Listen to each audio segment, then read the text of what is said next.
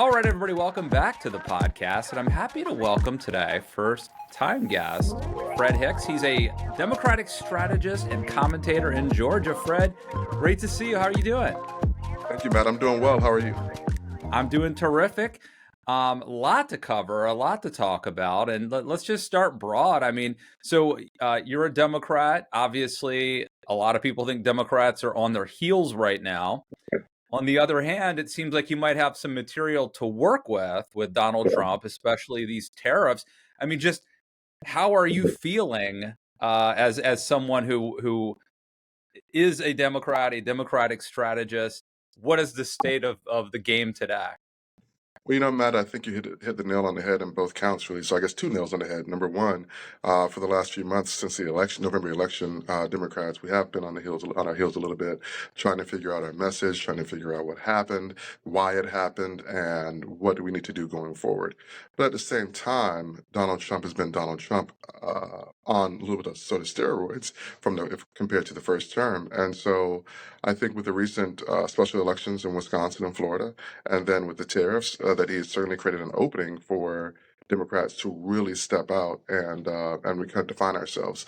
Now, the temptation is to just not be the party of Trump or to not be Trump, but the reality is that what we saw in the November election, that we have to give people a reason or something for which to vote. So not being Trump is not enough. Yeah, and I think that is the temptation, right? If all of a sudden all you have to do is sit back and watch Trump self-destruct, Yeah. then why go through the hassle of coming up with like a proactive message? Because that's going to involve, I assume, if Democrats figure out who they are, that's a painful process, not only because it's hard work, but because it's going to anger some part of the coalition. Well, So absolutely. what do you think that from your standpoint, like let's say that you could be the czar of the Democratic Party today, from including from an operational standpoint, a logistical standpoint, but also a visionary standpoint. Like, what do you think? Where do you think the party ought to be going? Well, the first thing is you have to center all your key constituents on the idea that winning is the most important thing. And that's something that Republicans have done masterfully, really, throughout time, and certainly under Mitch McConnell as the Senate minority leader or majority leader. He has really been, for better part of 20 years, the guiding force behind that. And so once people are centered on winning, that means that they are willing to put their individual agenda items to the side or maybe allow them to be secondary or tertiary so that you can get in office and then implement policies. So the first thing is you got to center your constituency or your constituents and stakeholders on the idea that winning is the most important thing. Democrats haven't always been focused on that. The second thing beyond that is you have to start looking at the message, and I think you have to allow Democratic candidates to be reflective of their communities. Because again, winning is a numbers game. It's a very finite game. Do you have the majority or are you the minority, right? So there are, as we talk about in sports a lot of times, there's not an honorable mention. Oh man, you ran a great race. You have 45 seats. Whoa, it's awesome. No, it's about who has the majority. And so that means that you have to allow people to really reflect the issues and positions of their districts. So that means that we have to have fewer really major national issues. And then that leads to number three, the national issues that we do push, I think need to be centered on economic matters and household matters. And this is where, Trump keeps handing things to Democrats, whether you're talking about Wall Street, whether you're talking about Main Street. So the price of groceries really have not gone down, and they're only going to go up. The cost of living overall is going to go up. We're looking at inflation going up. We're looking at stagflation. We're looking at a whole bunch of other things. Those are things, in addition to national security, in addition to personal privacy, personal data, in addition to just how we behave, in addition to respect for the Constitution. These are all national issues that are not controversial, right? That shouldn't be controversial, that Democrats can run on while allowing individual candidates to reflect their issues in their specific districts. Now you're in Georgia. This is a state that was a pretty solidly red state for many years, and it's still, I don't know, is it purple? It's hard to say, right? You've got Kemp there, the Republican governor, but we've had these two kind of weird. Donald Trump, I think, basically sabotaged the Republican Senate down there. But what lessons maybe have you learned or observed from taking a pretty reliably red state that may be transitioning into something different? How could those lessons maybe be applied nationally? Yeah. So again, Matt, you make a great point. And the first thing I'd like to say to that is that if you look at the total number of votes cast for Democrats and total number of votes cast for Republicans, starting with the 2020 election, right, because COVID was a sea change in everything. If you look at that, it is basically a 50-50 split. So Republicans have received about 50.3, not 53, but 50.3% of the votes, and Democrats have received 49.7% of the votes in Georgia. If you look at the general elections from 2020 on, so 2020 general, the 21 special, and special runoff, and all the way forward. And so that means that Georgia is the exact definition of a toss-up state, a swing state. It's basically 50-50, where the candidate matters and where the campaign matters. And to the point about that, we saw in the same election in 2022 that the governor won by 7.5 points over Stacey Abrams, but then Herschel Walker, Donald Trump's handpicked person for the Senate, lost to Senator Warnock in the same election cycle. And so the candidate matters and the campaign matters because Georgia is a toss-up state. So what does that mean for 2026? Well, we know that John Ossoff is up. We know that Senate is currently held by Republicans, and that it's going to be really difficult for Democrats to take back the Senate due to the map next year. But what we've also seen in the early stages and days of Trump 2.0 is that one Senate vote matters. Remember, Pete Hegseth was confirmed by one vote. That's the vote of J.D. Vance. And so, as well as other issues have been really, really, really narrow. So that one seat, that John Ossoff seat, really could make the big difference and be the difference in and whether or not Trump is able to enact his agenda in the Senate going forward for his last 2 years of his second term, or if he is able to be blocked. And then the other part of that, of course, is, again, it's a numbers game. Next year, the Senate is up, and there's a very narrow margin in favor of the Republicans. And so, if you can hold on to the Ossoff seat and you can take back the House next year, now you're talking about a different governing paradigm for the last 2 years. Do you have any sense of who might end up challenging Ossoff? Yeah, so that's really a toss-up right now. So they are trying, they being the Republicans, y'all are trying to recruit Governor Kemp to run in that race because the governor is very popular. Although the legislative session just wrapped and in Georgia, and the legislature has taken a slightly more conservative bent. They've moved more onto the social issues, and the governor is expected to sign those bills. And those are things that he's kind of avoided over the last 6-7 years of his tenure. So his numbers might take a hit. But they're trying to recruit him. If he does not do it, and he has not said that he will do it, as a matter of fact, I've heard him say that he does not want to do it, then you're looking at a slew of other potential candidates, including Marjorie Taylor Greene, who said that she wants to do it. And you're also looking at perhaps some of the other statewide elected officials. I think it's important for our listeners to understand that Republicans in Georgia have held the governor's mansion since 2002, and they've held the legislature since about 2006. So we're talking about roughly 20 years of Republican leadership in Georgia. And so there are a lot of people who would love to take a stab at that Senate seat if the governor does not. And as you know, there's a huge difference between running for governor and running for Senate. It seems like the voters they draw a distinction between, there are people, well, heck, in Maryland next door, my original home state of Maryland, Larry Hogan was a very popular two-term governor, but they rejected him when he ran for the U.S. Senate. Would there be a similar dynamic maybe for Brian Kemp down there?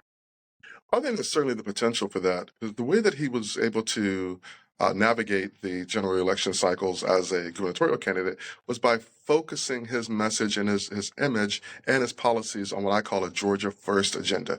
He actively resisted nationalizing his elections and to say, hey, Georgia, under my leadership, and with his reelection, he talked about the surplus and the number of jobs he delivered and all these things for Georgia. It was a very Georgia first agenda. If he decides to run for the Senate, well, now he's going to have to run on national issues, and that has not been Yeah. his So he thing. either has to embrace Trump more Uh, or distance himself from Trump even more than he already has, right? So Well, he hasn't really, other than the COVID issue, and that's the funny thing, right? He gets credit, which has helped his numbers for distancing himself from Trump. But other than the COVID matter, he hasn't really done that. And we're seeing already in this version of Trump 2.0 that he has skewed or hewed a little bit closer to Donald Trump. As a matter of fact, when we first started talking about the layoffs a couple of months ago, the federal layoffs and the impact on the CDC, which is here in Georgia, they asked Governor Kemp about that in February, and he said, well, the government could use some right sizing. So Yeah. really, ever since he decided to endorse Donald Trump last year, he's been a pretty faithful soldier. Now, he hasn't been as vocal as others, but when asked, he's pretty much towed the party line. I'm going to see if I can try to play this clip of John. Is it Ossoff or Ossoff? What do I say? Ossoff. Ossoff. Mm-hmm. All right, let me see if I can play this clip, and I'd love, if I can, I'll get your reaction on the other end. Okay. Trump's cabinet is worth like $60 billion. That's not even including Elon. They are literally the elites they pretend to hate. The president is not at his palace in Florida thinking about whether you can afford daycare for your daughter, or how to stop insurance companies from denying your claim, or anything that matters to our daily lives. When is the last time you even heard Donald Trump talk about health care or child care? He's talking about invading Greenland. He's handing your data over to Elon Musk. By the way, I'm all for government efficiency. And government programs aren't sacred, they have to work. But when you randomly fire tens of thousands of people, no matter what role they fill, no matter how well they're performing, and then you have to scramble to fire them back because you accidentally fired the people who run the Veterans Crisis Line, and you accidentally fired the people who watch out for Ebola at the CDC, and you accidentally fired the people who fight bird flu on our poultry farms, and the people who protect our nuclear weapons. When you shut down research into Alzheimer's treatments and cures for childhood cancer, that's not efficiency. That's just cruelty and chaos. He's coming at Trump hard, and I think it's stylistically, it's sort of an Obama, Josh Shapiro way. How's that gonna? Is this a departure from his sort of vibe earlier? And how do you think this might play in Georgia? Oh, man, I'm smiling big because I love it. I love it, love it, love it. Listen, he didn't talk about trans matters. He didn't talk about DEI and other sort of social issues. He focused his speech on bread and butter, everyday issues. And really, that's the space that Donald Trump, J.D. Vance, and Elon Musk have left open. And that space is not a Democratic space or a Republican space. That's an American space. That's a human day-to-day life kind of space. And that's a MAGA space, right? Because we know that people in MAGA counties and MAGA states, so to speak, red MAGA, I hate using the term MAGA, but that they have a number of government resources that pump into their communities. This is what Steve Bannon talked about on his podcast, saying, hey, wait a minute, Donald Trump, you listen to Elon Musk and you're hurting your own base. And that's absolutely true. And that is opening up a great door and window for Democrats. Now, to your question, this is pretty on message for Senator Ossoff. When he was a candidate in 2020 and 2021, he often used that same kind of cadence, and it was noticed. It was noticed on the campaign trail, but he did that, and he's been fairly consistent with that cadence and that type of speech throughout his tenure. And I think that the way that he is framing the issues, he's not using big words like, "Ooh, we're going to go fight the oligarchy." He's making it very plain and simple. And he's saying, listen, I'm in favor of government efficiency, and no program should be sacred. Okay, hey, listen. The way that Democrats win Georgia is when we find ways to motivate our base and to not offend/inflame Republicans. That's why Joe Biden and Kamala Harris won in 2020 by 11,779 votes, because when they did that, when they ran that way, focused on the government, focused on the economy, focused on making sure Americans are healthy because we're in a COVID crisis, you had enough Republicans actually just not vote in that election. We're not saying they voted for Biden and Harris, they just did not vote. And that happened in enough places, enough precincts for them to win. In 2022, when Raphael Warnock defeated Herschel Walker, he did it the same way by saying, listen, I'm a Democrat, yes, but I'm focused on issues that matter to you. And he was very careful to not inflame, enrage, or turn Republicans into voting for someone they didn't want to vote for in the case of Herschel Walker. Right. And so as we look ahead to 2026, I think John Ossoff is doing the right thing. And the last part of this is he's doing what I'm calling the Ossoff Gambit, right? So you can put it up there on there, the Ossoff Gambit. And that is, I'm not going to talk about traditional Democratic things or whatever the party is talking about. I am going to focus my campaign on Donald Trump because when Donald Trump is on the ballot in Georgia, when he or his proxies are on the ballot in Georgia, they tend to lose. With the exception of 2024, since 2020 on, every Donald Trump-backed candidate, with the exception of Donald Trump in 2024, has lost. So they are 1-4, 1 win, 4 losses. And so to me, the numbers are in favor of this Ossoff Gambit. Do you think that's luck, or is there something unique about Georgia that Trump doesn't play as well in Georgia as he might in other states? No, that's a great question. When you look at what happened last year, Donald Trump actually improved his performance in a lot of areas, including places like New York City.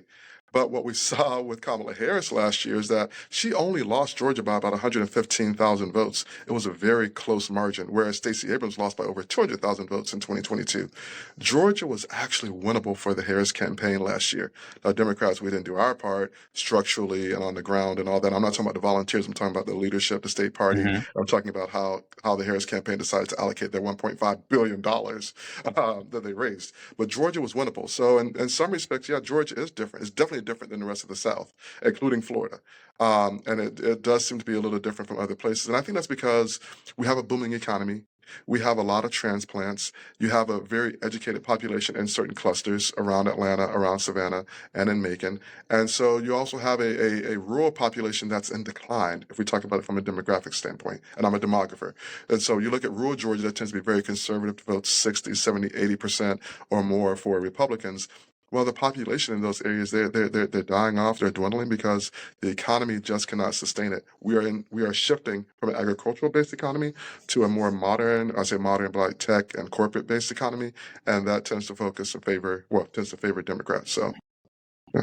No, it seems like part of what Ossoff was doing is, I mean, obviously he's going after Trump, but Yeah. also I think you were talking about how he doesn't sound like I mean, the cadence was very Obama Shapiro, but he's talking about, kitchen table issues. Yeah. Um, Childcare, health why care. is it that Democrats in recent years have sounded more like they're presenting a PowerPoint, presentation or a term paper on, you know, structural whatever, Yeah. where does that come from, and how do you beat that back and get back to sounding like a regular Georgian? Yeah. I always say that Democrats take a term paper to a knife fight. And we'll There say, you look, go. if you would just go to page 15 and look at our footnotes at the bottom of the page there, you'll see why this is better. Just listen to me. I know what's better for you. I know what's best for you. We really get caught up in that thing there, and it is very frustrating because in so doing, you lose a lot of people along the way there. And so I think for Senator Ossoff, again, to really focus this, again, and it's not just how he's speaking, it's not just what he's saying, right, but it's the word choice that he's using. Again, it was interesting to me to watch the Bernie Sanders AOC rallies across the country, and Trump leaning or Trump outright went, red areas, congressional districts, and I thought it was interesting that they had these great crowds, but it was called fighting the oligarchy. What the freak is an oligarchy? Now, I have a master's degree in ABD, all the dissertation. I know what oligarchy is, but that's not where people are. MAGA is simple, right? Make America great again. You know what else is simple, Matt? Hope and change. That was Yeah. simple. It was simple. That's a great point, because I think that Bernie and AOC in many ways do get it in a way that a lot of more establishment Democrats do not. But to your point, I mean, oligarchy is a big word. Actually, they're wrong. It's more plutocracy that they're really talking about. But maybe they That's should a just real word. talk about rich folks or the fat cats or whatever. I mean, there's this very short words that would explain what they're up against better than oligarchy. Well, and you just said something else there, a point with which I disagree with Bernie and AOC. This idea of fighting against the wealthy and running campaigns against the billionaires, this doesn't work well. Since that has become part of the Democratic core messaging in 2016 with the rise of Bernie, right, when he challenged Hillary, we've started losing. And because I think people don't have an issue with people having money. I mean, I think most Americans want to have money. They want to be wealthy. Listen, let me deal with capital gains. I don't even know what a capital gains is, but boy, I'd love to do that, right? I'd love to have a big house. So running against wealth is not a winning strategy for Democrats. I'm going to say it again. Running against wealth is not a winning strategy for Democrats. Now, what I believe we should be talking about, and this is what Senator Ossoff is starting to talk about, is that the difference between Democrats and Republicans is that Democrats want more people to have more, and Republicans want fewer people to have more. It's just that simple. And it's certainly under this version of Donald Trump, that's what you see. Yeah. When you see the attacks on, again, childcare, you see the attacks on institutions of higher education, when you see the attacks on the economic underlying structure of our country, what that's doing is that's shifting more power and more wealth to those who already have it and away from everyday people. And that's not a Republican or Democratic talking point. That is just simply what is happening. And so that is what Donald Trump is about. Now, I've always said that I don't like calling Donald Trump a Republican. Donald Trump is the party of Trump. He is the head of the party of Trump. And that is why we go back to Ossoff and we look at the window of opportunity that's for Democrats, is that there are these Republicans I call Bush-Reagan Republicans. They're fiscal conservatives. They don't like the debt. Trump's policies lead and add to debt. They don't like Russia. Donald Trump seems to flirt with Russia quite a bit. They believe that we should have a strong presence abroad, including with soft power. Donald Trump is taking out the legs of the soft power stool that we've built, and that really Republicans have built and really pushed for the last half century. And so Donald Trump is the president to lead the head of the party of Trump, and the Republican Party's gone along with it. But there are enough Republicans out there who do not like that. And a lot of them are in Georgia, and a lot of them are across the country, and that's why One of them's Joe Biden. across the screen from you right now, man. You were cooking. You got me fired up. Boy, no, I'm joking. Yeah. So, but I really truly believe that, man. That is the issue here, right? Donald Trump is Donald Trump. He's not a Republican, not a traditional Republican. I think your messaging is spot on. I think what Bernie and AOC do get is that the Democratic Party has sort of become the party of elites, establishment elites, and they're trying to reposition it as the party of the working man. They understand psychologically the us versus them mentality, and there needs to be a boogeyman. Elon and Trump are both, billionaires. Therefore, class warfare makes sense. I think that you have gotten your messaging is superior because it taps into that same populist sentiment without alienating people who are aspirational or possibly even have been prosperous through no fault of their own. So I think your message is actually better. It gets the good thing that they're going for without the downside, I think. Well, I'm hoping that my party will listen. They'll take that on. Because again, going back to the very first point, the objective is to win when you're talking about party politics. Now, we can debate about whether or not we should have party politics, and George Washington in his farewell address said that we should avoid it at all costs. But since we're here, the objective is to win and to guide the country forward. Awesome. All right. So I have to ask you about Trump winning more African-American men, especially winning young men. And I know your son was featured in a New York Times article focused on this topic last year, and also Hispanic, sort of working class Hispanic men. So can you explain to me from your standpoint why this happened, and is it sustainable for Trump? So I think it happened for a couple of reasons. Number one, Kamala Harris created, and the Democrats, not just Harris, so Biden, Harris, Democratic Party overall, the Democratic Party created an opening by not tending to and taking care of its base. You cannot win any election. You can't win any conflict if you do not take care of your base. That's number one.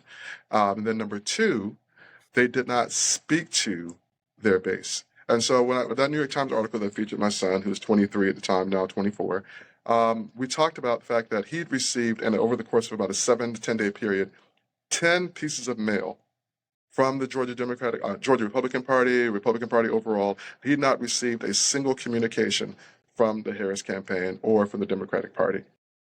My son watches UFC. My son watches college football. As a matter of fact, he told me because he's my son, so he tracks these sort of things, right? That when he was watching the first week of college football, week one, not week 0, but week 1, on his YouTube device, and he charted the number of commercials that he saw and what types of commercials that they ran. And he saw one Kamala Harris commercial, but he saw a Donald Trump / Republican commercial in every single commercial break. Wow. Meanwhile, his mother, who loves figure skating and watches Peacock all the time, she was like, I see Kamala Harris ads all the time. Yeah. I'm like, you're not the audience, right? You know, his mother, black, African-American female, right? She's getting the Harris ads all day long. This young black male, who's a super voter, by the way, is getting GOP / Trump messaging at every twist and turn. I And got so, up. I got up. You know, I don't know if you noticed this year. I think they've done it before, but Major League Baseball's opening day yeah. started like 10 days earlier than everybody else, and it was in Tokyo, and it was the Oh. Dodgers. I think it was the Dodgers and the Cubs. It was definitely the Dodgers, and it was at like 6 a.m. Eastern time. Yeah. I got up the very first day. I'm watching it. There was a Trump ad on that, and Trump's already won. This was an ad. Thank President Trump for whatever. They are clearly targeting sports viewers and this whole manly masculinity thing. Yeah. Well, Matt, I'll tell you the funny thing. We'll get back to politics. So my son and I went to Tokyo in 2023, and we went to a game of that dome. That's an amazing facility, and man, they love baseball over there. It was Yes. amazing.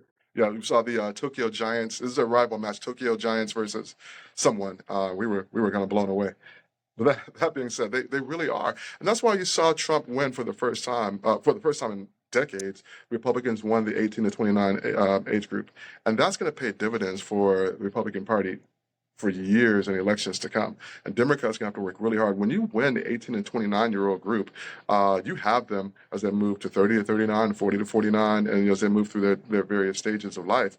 So in addition to So the you don't working think this? So Trump wasn't making overt appeals that had anything to do with race. He was Yeah. just going where a lot of young African American men happen to be for young and men, talking to them there and yeah. showing up, and eventually you start to get the message that like Trump goes to UFC events. So if you're young, if you're into sports, if you're a little rebellious, like he's your guy. Well, you don't even have to be rebellious if you're just young, period. Because listen, the more you hear from someone or something and you don't hear a counterpoint or counter narrative, that is going to seep into your consciousness, period, right? If you listen to a particular type of music, or you listen to a type of radio programming, or you watch a particular kind of TV, and you never listen to anything else Yeah. that balances it out, that is going to be there. My son, when he was a freshman, he went to a historically black college and university, Florida A&M University.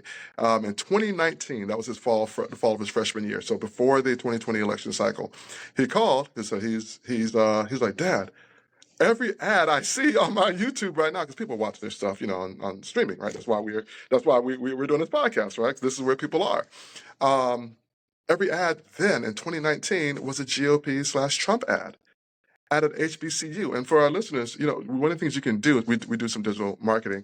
One of the things that you can do is you can do this thing called geofencing. So you can drop a pin at a location and say, okay, we're going to run ads just around, and draw a fence around it and run ads just within that fence. And so for him to be at an HBCU, a historically black college and university, one of the largest ones in the country, and they're seeing Trump ads, such GOP ads. It was amazing. I knew then. Yeah. That So what this 2020 tells you is that the Trump team, this isn't like they put up an ad on the local NBC affiliate. Right. They were specifically targeting folks like your son with this message, which is very Absolutely. sophisticated.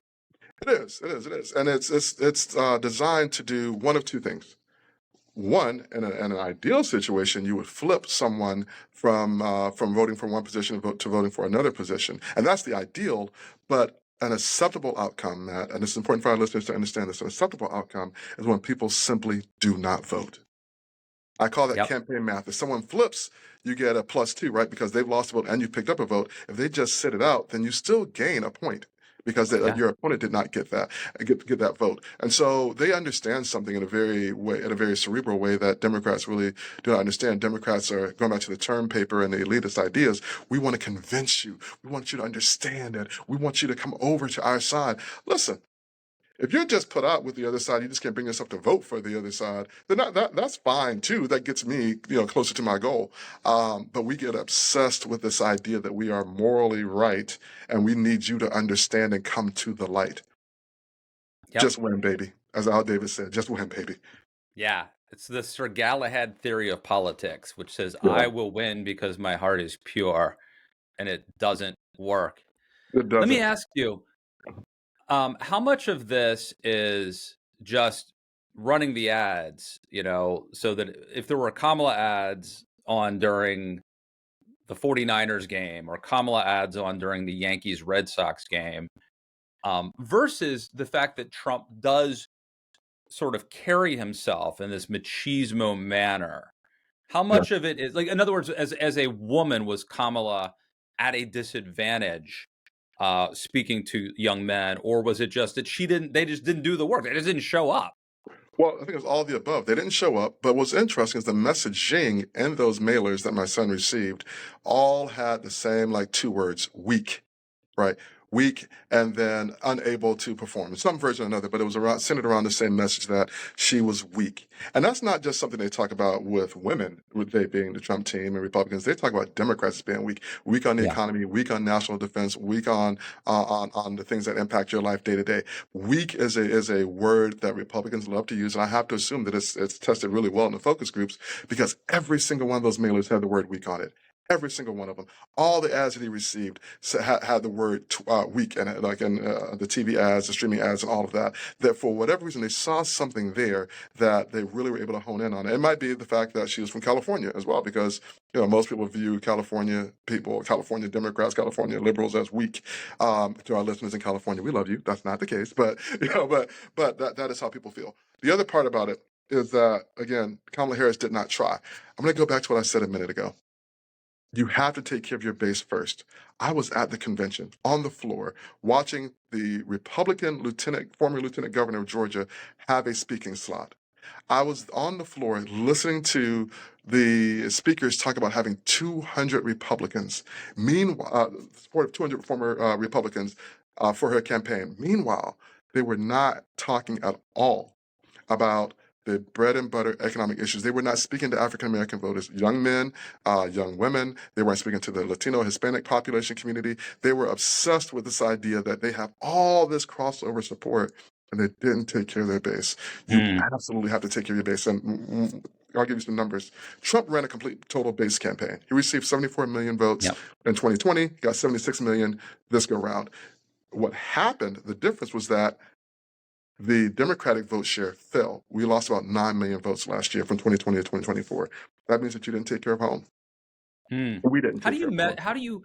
how do you message race and equality? Because those are issues that do, from time to time, those are the top issues, whether Yeah. it's like a police shooting or abuse, or how do you message race and equality to your base if you're a Democrat without kind of crossing the line into the DEI white Yeah. backlash problem that you might have in a state like Georgia? How do you walk that line and take Yeah. care of the base without alienating other folks?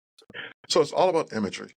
When we think about the turn in the civil rights movement in the 1960s, it happened around imagery. Martin Luther King, John Lewis, and they've been marching, they've been talking. We had the Montgomery bus boycott. But when you I'm saw... talking to you on April 4th, by the way. Right, the day that King is was when we're assassinated. recording this. Yeah, the day that King was assassinated. The day that everything turned in the civil rights movement was when people across America saw Bull Connor taking fire hoses and hosing down well-dressed, nonviolent people, black people who were walking, and sicking German shepherds on them. That image horrified Americans. That was the 1960s. It led to the Civil Rights Act of 1964 and all these other things, right? The image of George Floyd dying, a person with a knee on his neck, shook America to its core. So when you project the imagery of the impact of racist policies, then it moves not just black voters, it moves Americans. And so we've moved away from that, but the imagery is there. So when we talk about what's happening right now, we need to talk about, if we want to talk about race and equality, and we want to talk about DEI, we can't talk about DEI. That doesn't mean something, right? That doesn't mean anything. What we need to do is we need to show the images of people who would have gone to college but can no longer afford to go to college because there are no minority scholarships. We need to talk about the fact that colleges are facing the prospect of closing their doors because of all the money that the administration is pulling away from them. We need to talk about business owners who have minority contracts or were involved because they have minorities, points on their application, losing their jobs, losing their economy, losing their personal economy.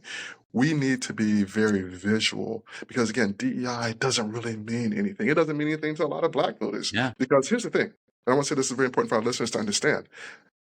Black voters are not looking for a handout. We're not looking for, and not just Black, but minority voters. We are not, our whole point is that we are just as qualified. We just don't have the opportunities to show it. And so DEI, quote unquote, DEI policies are designed to give us the opportunity to level the playing field. It's not about unqualified or underqualified people getting positions. It's about people who are just as smart, just as hardworking, just as industrious, who are being held back because they're not included because of their race or their gender, being able to display their talents and their abilities and to contribute as Americans. And that's what we need to get back to. Totally agree. I don't know if you've read, Malcolm Gladwell has a book called David versus Goliath, which is really good. I recommend it. It's not one of his more famous books, but it really, each chapter, literally the first chapter is David versus Goliath. One of the chapters is about the civil rights movement and exactly what you're talking about, the imagery. You obviously understand the importance of storytelling. And I think we're wired. So my friend Carl Cannon, who's a great journalist, said, our industry, journalism, is going through some trouble, but going back to the Stone Ages, there'll always be a warm spot by the fire for someone who can spin a yarn. Maybe he was paraphrasing someone else, but it always stuck with me from Carl. And we don't think, if you go to the doctor, and some of the doctors is like, what's wrong with you? You don't say, well, my spleen is, you're saying like, well, I got up yesterday morning and I just wasn't feeling right. So I went down and got that's how people talk. And doctors say like, hurry up, you got 15 minutes here. But people think in images and stories. And it seems like as a strategist, that is something that you get that maybe the Democratic Party, maybe a lot of operatives. And I think there may be an inverse thing, like the smarter you get, the more successful you get, you start to forget that things like stories, you've been able to remember that. And I don't know, would you just talk about, broadly the importance of storytelling? Yeah, absolutely. I'm happy to do that. Going back to the fact that my idea that Democrats take a term paper to a knife fight, you got to think about this. A term paper is very dense, page after page after page of text. We put the pictures, the images, and the exhibits, right, and the appendices. We don't generally put them inside the body of the term paper because we're trying to make the point, right? And so doing. People read the abstract or the summary and then they'll just move on, right? And then these reports, they go sit on shelves. Well, the same thing is happening with voters. Because we are talking in dense terms, using big words, multisyllabic words, and we're not painting the picture, then voters are putting their votes on the shelf and moving on about with their lives, day-to-day lives. People are busy. People have kids, people have work, people have anxieties, people have fears, people have concerns. People need things to be made simple for them, regardless or irrespective of how intelligent they are, because time is very, very, very important. We all are given 24 hours a day. And because of that, we have to figure out how we're going to use those 24 hours. And I don't have the time to sit there and go through all the dense things. Make it simple. Give me the bullet points, right? And so I think for Democrats, one of the things that we've done is we've moved away from that. Now, our very successful candidates, Bill Clinton, Barack Obama, were great storytellers. Even Joe Biden in 2020 was a fairly decent storyteller in painting the picture. Hillary Clinton, not at all. No. Not at all. Kamala Harris, not at all. Now, the vice president towards the end, she started getting better at that. Yeah. But even you go back to John Kennedy in 1960, or you go to Ronald Reagan, right? Ronald Reagan, 1980, really good storyteller. Jimmy Carter, not so much. All right. You go to you look throughout the story. Even go back to Eisenhower, right? Really good storyteller. He was a war general initially, right? He came out of the war, 5 stars and all that. He has stories to tell. People like that because the stories tell the story of where you are and who you are, and it shows a way to connect with people. And And that's something that we've moved away from. And Well, honestly, there's Donald Trump hasn't literally moved. storytelling. Like Literally, Reagan would literally tell stories, and then there's yeah, storytelling, which is like you are like I think "Make America Great Again" is a story, and yeah, and it's like listening to song lyrics that are a little vague. Each person can tell the story that they want to tell, yeah, right? yeah. They it creates this idea that's a concept, and you tell it's a choose your own adventure story, effectively. I love those Isaac Asimov. Yeah, yeah. But you just hit on something that you're absolutely right. So the best stories are not overly, I'm gonna use a big word, didactic, right? They're not overly specific. They're not, they have some space for interpretation. And so again, going back to slogans, and I love slogans with the people. I spend a lot of time on slogans with my candidates when we're working, right? Hope and change, what does that mean? It might mean one thing to you, Matt, and a different thing to me. And that's the beauty of hope and change. Make America great again. Well, for you, it might be, man, a social issue. I'm against transgender rights, or I'm against, abortion. For someone else, it might be, an economic issue, an economic matter. So make America great again is a broad enough term that it brings in a lot of people, but it's not overly specific where it's telling people what to think and what to do. What was Joe Biden's slogan? In 2020, 2024, I don't know. I mean, build back better or something like that. I don't, I can't tell you, right? And so when you think about the great speeches, right, I have a dream. When we go to the King speech, it calls to the better sort of conscience of all people, but it also leaves a lot of space for interpretation. Like, what does that dream mean? That's something we talk about all the time, right? Have we fulfilled Dr. King's dream? Because it's not that specific. There were some specific points in there, right? Equality, racial equality, getting rid of whites only facilities, stuff like that. But the overall dream of people being judged by the content of the character rather than the color of their skin, that's broad in many respects. And so, the best slogans really embody an overall story, and they are broad, but not overly specific, and they allow everyone to project themselves onto that slogan. I did a campaign, a local district attorney campaign in 2016, and we went against an incumbent, and I labored over slogans. I love slogans. And so I was at a football game, and it just hit me one day. Ah, we are running to have a new day in the county.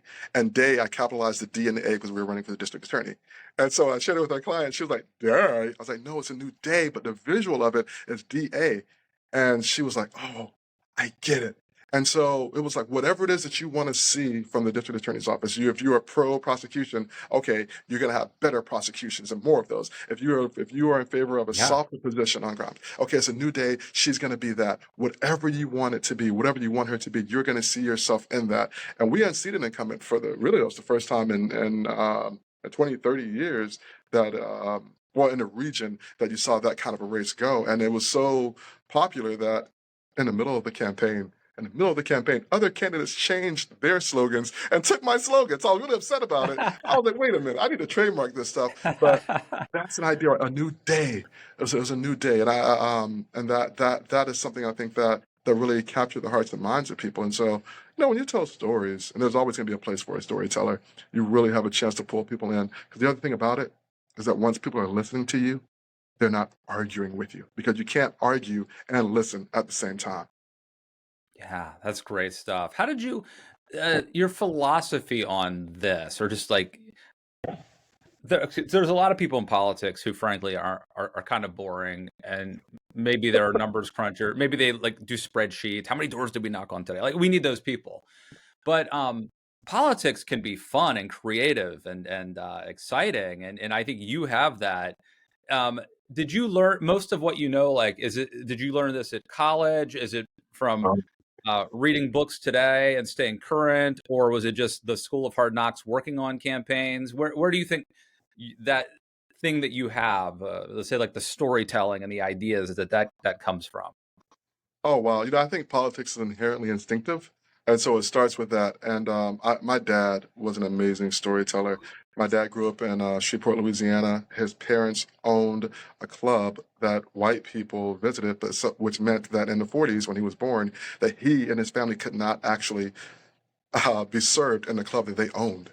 And Wow. so that made a huge impression on him. My mom was from South Georgia in the country. She was the second oldest of 11. So she was like the mother. She grew up on a farm. And so between the two of them, just the stories about life. My dad joined the Navy. My mom joined the Army. I was a military kid. So I started school in Belgium, graduated high school in Alaska.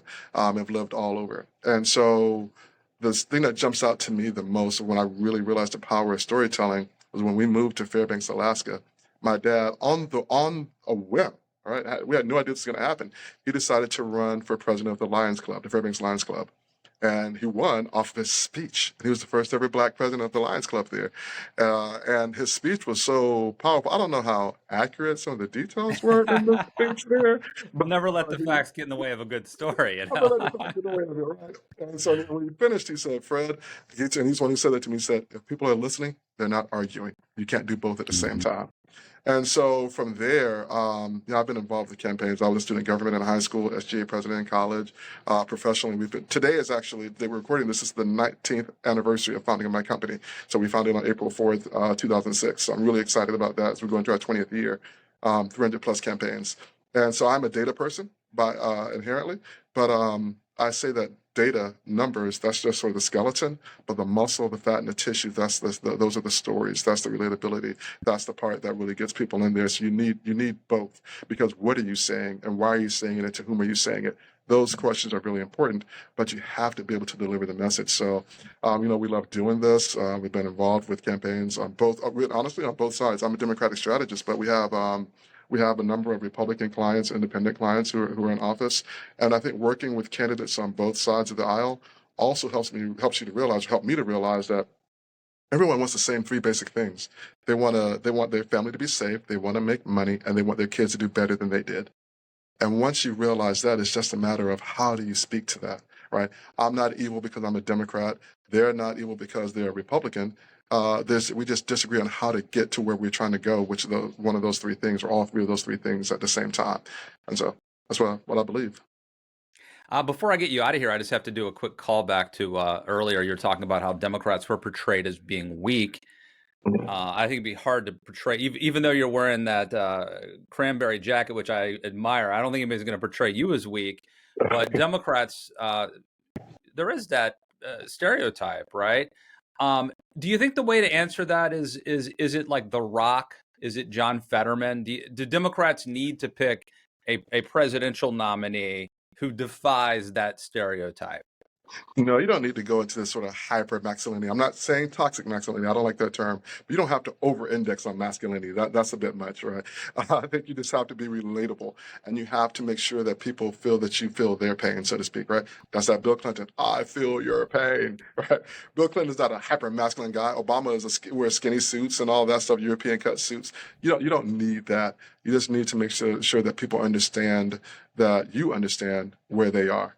Now, so as we look to 26 and 28, I think we have a very exciting field of potential candidates. There are people I'm looking for. You mentioned Maryland. I'm interested in and intrigued by, on the Democratic side, by Wes Moore, your current governor of Maryland.